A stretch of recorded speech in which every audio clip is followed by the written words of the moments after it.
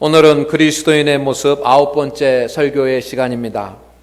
다음 주 10번째로 그리스도인의 모습 설교가 마무리됩니다. 성도 여러분, 현대 사회의 특징은 세 가지로 말할 수가 있습니다. 첫째, 상대주의, 두 번째, 다원주의, 그리고 세 번째, 인본주의입니다.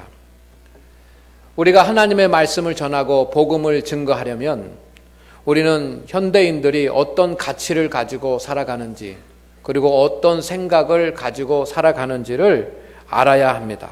그래야 그들에게 복음을 전하고 하나님의 말씀을 전할 수 있습니다.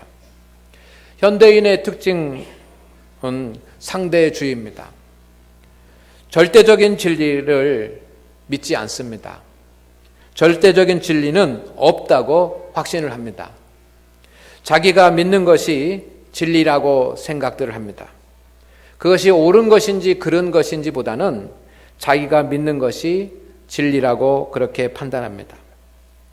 그래서 진리를 찾는 사람들을 세상 사람들은 존경하지만 그가 진리를 찾았다고 한다면 교만하다고 하고 비난합니다.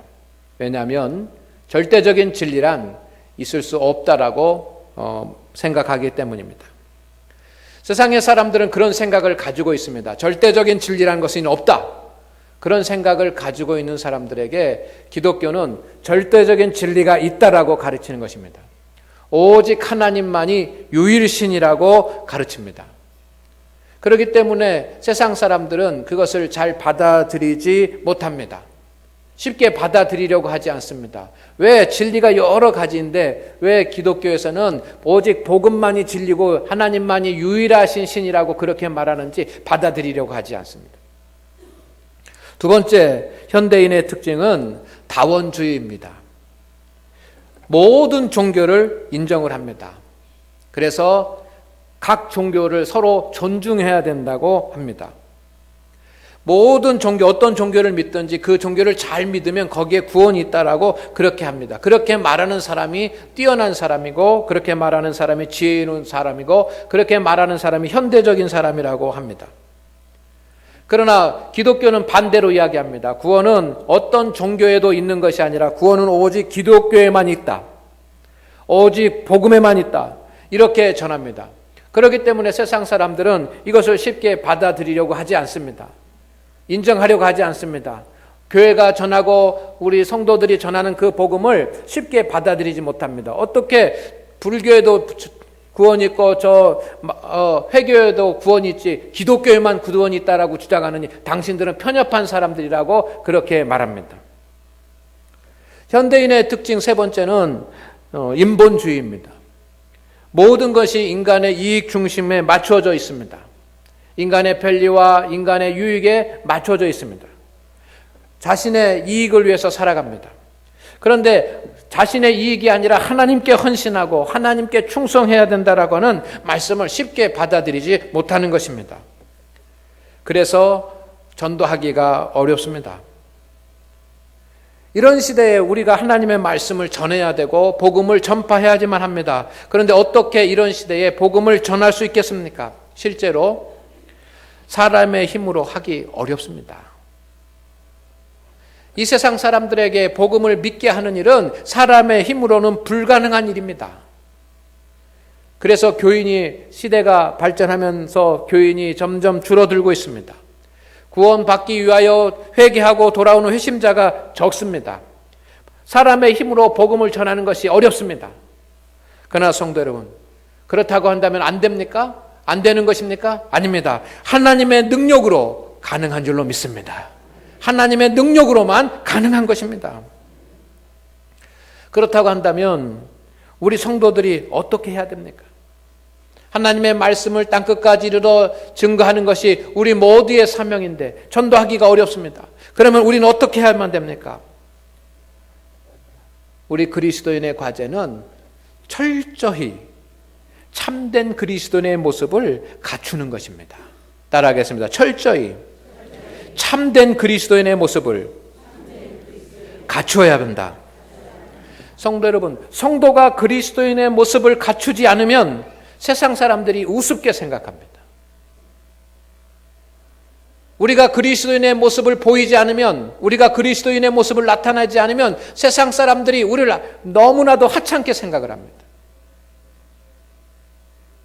우리가 그리스도인의 모습을 갖추지 않으면 사탄이 우리를 조롱합니다. 우리가 그리스도인의 모습을 갖추지 않으면 사탄이 우리를 기만합니다. 성도가 그리스도인의 모습을 갖출 때 하나님의 능력이 나타나는 것입니다. 이것을 믿으시기를 주의 이름으로 축원을 드립니다. 아멘. 아멘 하시기를 바랍니다. 정말 성도가 그리스도인의 그 모습을 갖출 때 하나님의 능력이 나타난다라고 하는 사실에 우리는 아멘 해야지만 합니다. 그것을 마음에 새겨야 합니다. 받아들이시기를 바랍니다.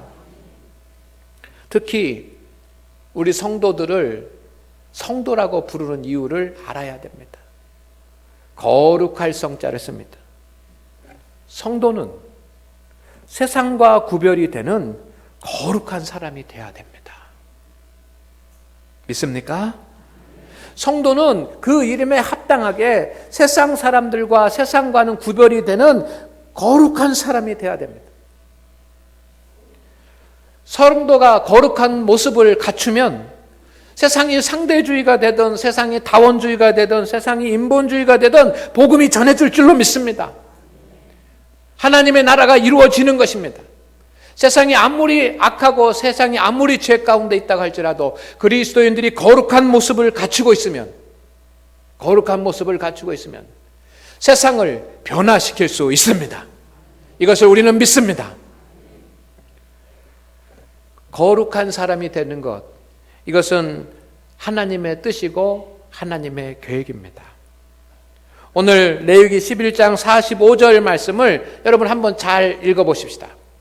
레위기 11장 45절 말씀입니다. 다 같이 읽겠습니다. 시작.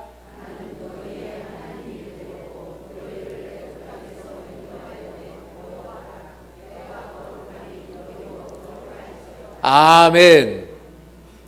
여러분, 이 말씀 가운데 중요한 세 가지가 들어있습니다. 말씀을 계속 보여주세요. 첫째는 너희를 애굽 땅에서 인도하여 낸 여호와라. 하나님께서 이스라엘 백성들을 인도해 내셨습니다. 그들이 나온 것이 아니라 하나님이 이끌어내신 줄로 믿습니다. 그것을 우리는 출애굽이라고 부릅니다. 하나님이 이끌어내셨습니다. 그런데 하나님께서 왜 이끌어내셨느냐라고 하는 겁니다. 이유가 있습니다. 첫째, 나는 너희의 하나님이 되려고. 할렐루야. 하나님께서 이스라엘 백성의 하나님이 되려고 출애굽을 시켰다는 것입니다. 이 말은 이스라엘 백성들이 오직 하나님만 섬기는 백성이 되게 하려고 하나님께서 애굽에서 가나안 땅으로 이스라엘 백성들을 이끌어낸 것입니다. 출애굽은 어떤 사건입니까? 애굽은 어떤 곳입니까? 여러분, 출애굽의 사건은 이스라엘 백성들이 상대주의에 빠지고 다원주의에 빠지고 인본주의에 빠져 있는데 그곳에서 건져낸 것이 출애굽의 사건입니다. 애굽의 특징이 무엇입니까? 상대주의였습니다. 각자 개인의 뜻대로 살아갑니다. 각자 개인이 가지고 있는 진리가 참된 진리라고 생각을 합니다. 거기에서 이 애굽에는 수많은 철학과 수많은 진리가 있었습니다. 그러나 그것이 다 옳은 것이 아닙니다. 하나님의 말씀과 하나님의 진리가 설 자리가 없었습니다. 모든 사람들이 허탄한 세상의 진리를 맹목하고 살아갔습니다. 상대주의입니다. 이 애굽에는 수많은 우상들이 있었습니다. 너무도 많은 우상들이 있었습니다. 개구리도 우상이고 이도 우상입니다. 여러분, 모든 수많은 우상들이 있었습니다. 거기에 구원이 있다고 믿습니다. 이게 다원주의입니다. 애굽은 다원주의였습니다. 애굽에는 인본주의입니다. 오직 풍요롭게 잘 사는 것이 인간의 목적입니다. 애굽은 인본주의였습니다. 하나님은 그곳에서 이스라엘 백성들이 하나님의 절대 진리인 하나님의 말씀만을 따르고 그리고 오직 유일하신 하나님 참신이신 하나님만을 섬기고 그리고 인본주의가 아니라 신본주의로 하나님을 경외하면서 살도록 하기 위하여 이스라엘 백성들을 출애굽시켰다는 것입니다. 믿습니까? 그래서 하나님은 이스라엘 백성들이 가나안 땅에 와가지고 어떤 사람들이 되기를 원하십니까? 거룩한 사람이 되기를 원하십니다. 거룩한 사람. 거룩한 사람이 되게 하기 위해서 상대주의와 인본주의와 또한 다원주의가 있는 그곳에서 애굽에서 탈출시켜서 이 가나안 땅에서 오직 하나님만 섬기는 거룩한 사람이 되게 하시기 위한 것이 하나님의 뜻입니다. 하나님의 목적은 거룩한 사람이 되는 것입니다. 왜 거룩한 사람을 만들려고 합니까? 하나님이 거룩하시기 때문입니다. 여러분, 하나님이 거룩하시기 때문입니다. 하나님이 거룩하시는데 이 거룩하신 하나님과 교통하려면 그 교통하기를 원하는 사람들도 피조물도 거룩해야 될 줄로 믿습니다. 피조물이 거룩하지 않으면 하나님과 교통할 수가 없습니다. 피조물이 죄인이면 하나님과 교통할 수가 없습니다. 그래서 거룩하신 하나님이 함께 인간들과 교통하고 동행하기 위해서 우리 너희도 거룩할지어다. 예수 그리스도의 십자가는 우리를 구원해 주셨습니다. 그렇지만 구원받은 성도는 구원받은 상태에 만족해서는 안 됩니다. 구원받은 그 자리에만 머물러 있어서는 안 됩니다. 우리는 의로운 자가 되어야 됩니다. 그러나 의로운 자만 되는 것으로 만족해서는 안 됩니다. 거룩한 자가 되어야 될 줄로 믿습니다. 예수 그리스도의 장성한 분량에 이르기까지 거룩한 자가 되어야 됩니다. 그러면 거룩이라고 하는 것이 무엇입니까? 거룩은 오늘 말씀에 있는 것처럼 거룩은 하나님의 모습입니다. 그런가 하면 인간의 모습입니다. 하나님을 닮은 우리의 모습이 거룩입니다. 하나님께서는 세상에 아담과 하와를 창조하시되 하나님의 형상대로 창조하셨습니다. 그리고 그 가운데 죄가 없었습니다. 하나님의 형상대로 창조된 최초의 인간의 모습은 하나님과 동행할 수 있는 거룩함이었습니다. 아멘. 아멘. 최초의 인간은 하나님의 형상대로 창조되었고 하나님의 형상대로 창조된 최초의 인간은 하나님과 동행하고 하나님과 교통할 수 있는 거룩한 존재였는 줄로 믿습니다.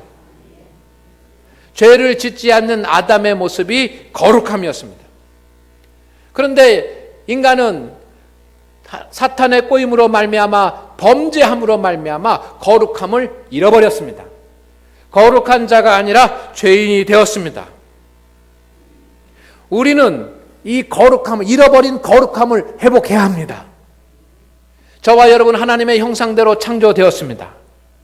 죄로 말미암아 하나님의 형상을 잃어버렸습니다. 그러나 우리는 이 하나님의 형상을 되찾고 거룩함을 회복해야 될 줄로 믿습니다.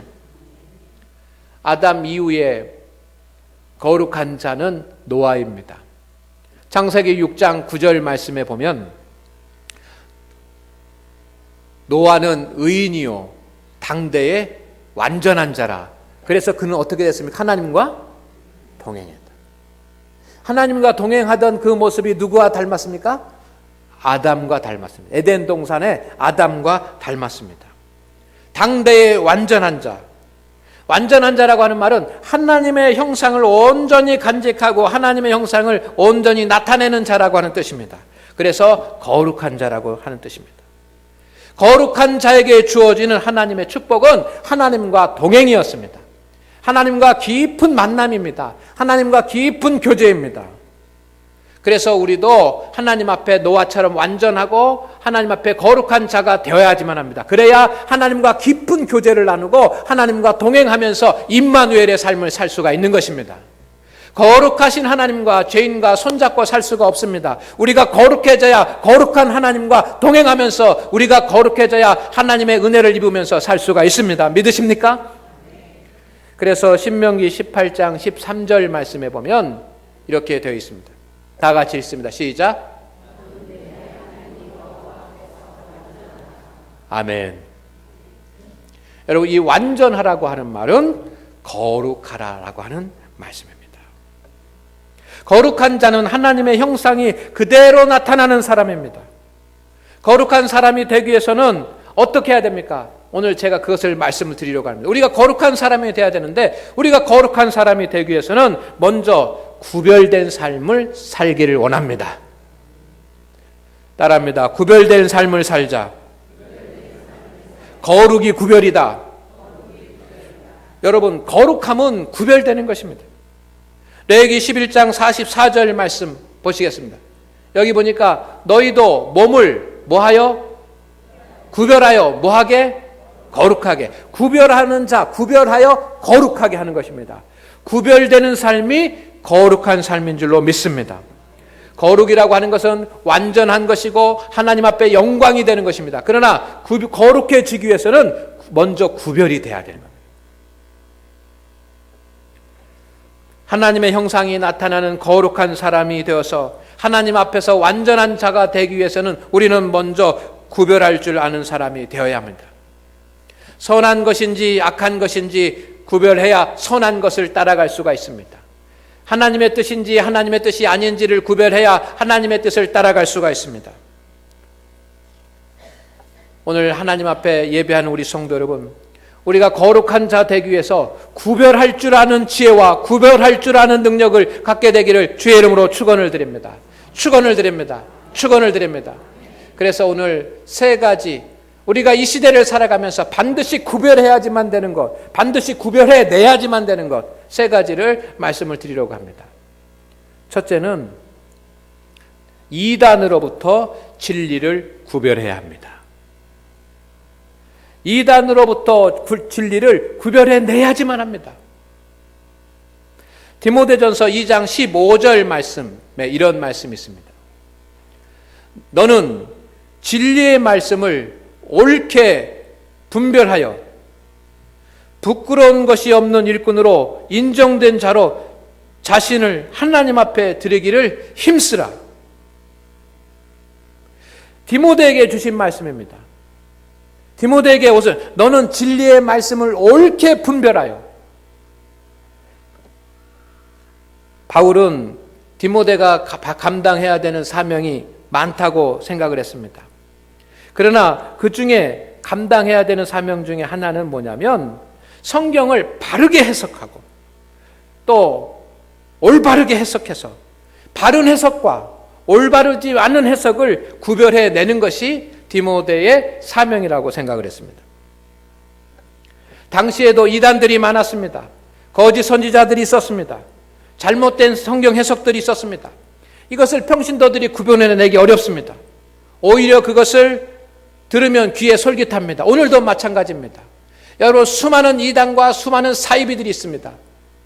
이 이단들을 평신도들은 구분해내기 어렵습니다. 여러분, 오히려 그 사람들의 말을 들으면 귀가 솔깃하고 그런 것 같습니다. 이단도 문제입니다. 그러나 우리는 이단을 구별할 줄 아는 구별이 있어야 될 줄로 믿습니다. 그래야 진리 가운데 설 수 있는 것입니다. 이단도 문제지만 여러분, 이단은 실체가 분명해요. 신천지, 하나님의 교회, 뭐 이런 식으로 구원파, 이런 식으로 이단은 실체가 분명합니다. 그렇기 때문에 우리는 이단이 들어오면 받아들이지 않으려고 합니다. 그런데 또 문제는 뭐냐면 여러분, 이단과 정통과 경계에 있는 것들이 더 문제입니다. 이단과 정통과 섞여 있는 혼합주의가 더 큰 문제입니다. 이것을 경계해야 됩니다. 많은 그리스도인들이, 심지어는 목회자들까지도 이단과 경계에 있는 이것이 혼합되어 있는, 거기에 빠져 있는 사람들이 많습니다. 생각보다 심각할 정도로 많습니다. 어떻게 하셔든 우리는 그것을 구별해내야지만 됩니다. 어떻게 구별합니까? 섬기는 교회 중심인가, 담임 목사 중심인가를 보면 구별할 수 있습니다. 이단이나 잘못된 그런 신앙들은 섬기는 교회하고 그 다음에 담임 목사를 비판을 합니다. 어디서 아무리 좋은 이야기를 듣더라도 교회를 비판하고, 어디서 아무리 좋은 이야기를 듣더라도 교회 담임 목사를 비판하는 그런 일들을, 그런 것을 들으면 그것은 잘못될 가능성이 큰 것입니다. 하나님은 교회를 통해서, 담임 목사를 통해서 영적인 양식을 공급하기로 제도를 만드셨습니다. 교회 밖으로 나가는 것은 위험한 일입니다. 더 위험한 것은 인터넷입니다. 여러분, 정보가 인터넷에 많습니다.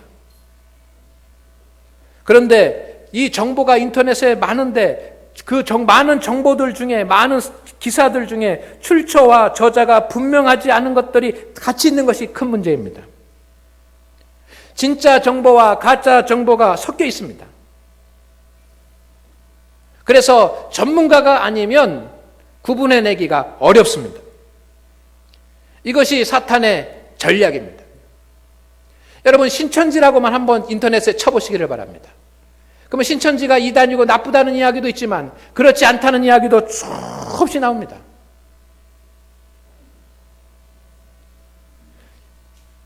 사탄은 현대 이 인터넷을 이용하고 인터넷으로 믿음의 사람들을 흔들어 놓으려고 합니다. 여러분, 사람의 특징이 무엇입니까? 분별력이 없으면 한 권 책을 읽으면 그것이 진짜라고 생각하고, 한 권 인터넷에서 뜨면 인터넷에서 나온 것이니까 다 생각 없이 그것이 옳다라고 생각합니다. 이 출처가 누구이고 어디고 저자가 누구이고 쓴 사람이 누구인지를 따지지 않고 내가 좋으면 다 옳은 것이다라고 생각하고 받아들입니다. 그렇기 때문에 이 인터넷 정보가 유익이 되기도 하지만 악이 되기도 하는 것입니다. 건전한 출처, 건전한 저자들을 하고 누가 쓴 것인지, 어디서 나온 자료인지 우리는 그것을 보고 구별해내야지만 합니다. 성도 여러분, 오늘 이 세상을 살아가면서 많은 정보가 있고 우리는 많은 말씀을 들을 수 있습니다. 그렇지만 우리가 거룩한 자가 되고 진리를 지키는 자가 되기 위해서는 이단으로부터 진리를 구별할 수 있는 그런 바른 해석과 바른 믿음이 우리 가운데 있어야 될 줄로 믿습니다. 성도가 바른 말씀을 해석해야 되고, 그리고 바른 말씀을 해석한 것을 듣는 것, 이것이 거룩하게 되는 삶의 출발이 되는 것입니다. 두 번째, 우리는 세상의 것으로부터 자신의 몸을 구별해야지만 합니다.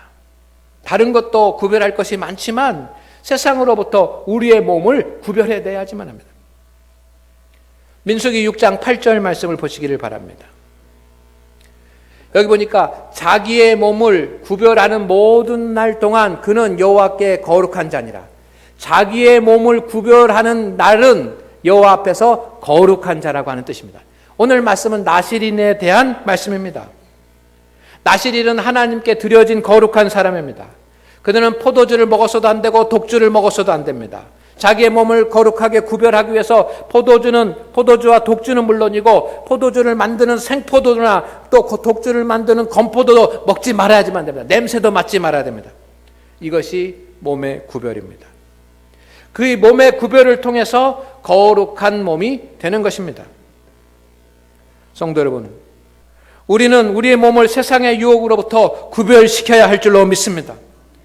우리는 나의 몸이 아니라 하나님의 성전이기 때문입니다. 세상의 쾌락과 유혹과 이곳에서 우리의 몸을 구별시켜야지만 됩니다. 술과 도박과 게임과 인터넷 중독과 스마트폰 중독과 세상적인 유흥과 세상의 오락을 더 좋아하는 그것에서 우리의 몸을 구별시켜야지만 됩니다.